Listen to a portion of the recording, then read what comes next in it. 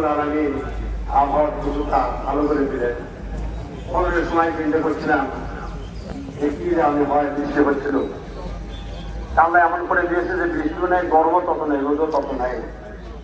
আপনারা কষ্ট করে দাঁড়িয়ে আছেন, প্রখর রোদ এবং বৃষ্টি হলে নষ্ট হয়ে যেত। এক্ষেত্রে আল্লাহ আমাদেরকে এহসান করছেন, দয়া করেছেন। এই জন্য আপনারা দাঁড়িয়ে থেকে এই কথাগুলো শুনছেন।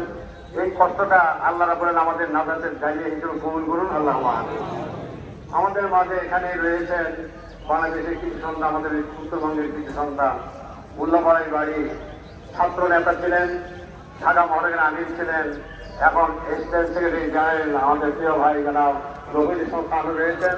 আমাদের মাঝে আমাদের গোলাম রব্বানী ভাই রয়েছেন, আমাদের মাঝে আমাদের একজন সম্মানিত এমপি রয়েছেন, আপনারা সবাই তাকে ছিলেন।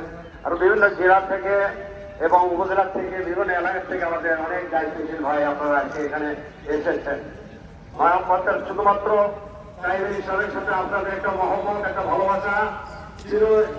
এর শেষ পরিণতি দেখার জন্য আমরা বর্তমানে দূর দূরান্ত থেকে এসেছেন। আমরা আল্লাহর কাছে দোয়া করি আজকে যে কারণে প্রাইমারি সাহেবকে আমরা মহব্বত করেছি, ভালো এসেছি, সেটা আর কিছু না মানে হব্বা লিল্লাহি ওয়া আবনা লিল্লাহি ওয়া তা লিল্লাহি মানা লিল্লাহি মানে তার সাকমা লালিমান।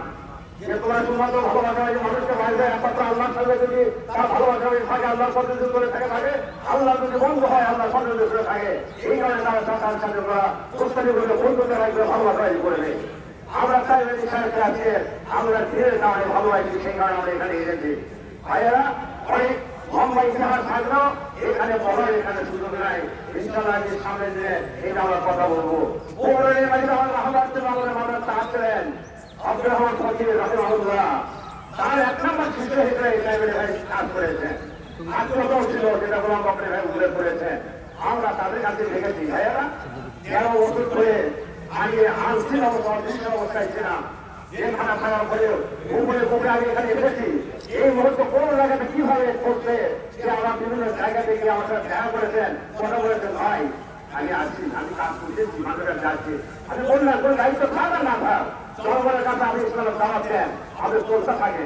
সে শুধুমাত্র কোনো প্রাইভেট প্রতিবন্ধী ছিলেন, কিন্তু ভলেন্টিয়ার ক্ষেত্রে প্রতিবন্ধী ছিলেন না। আজকে তখন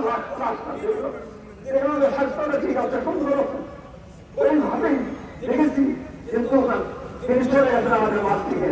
আজকে দেখলাম শুধুমাত্র সভাপতি তার ভালো থাকতো, তার তিনি আমাদের থেকে আরো অনেক বেশি কাজ করতে পারছেন, এটা আমাদের আশা ছিল।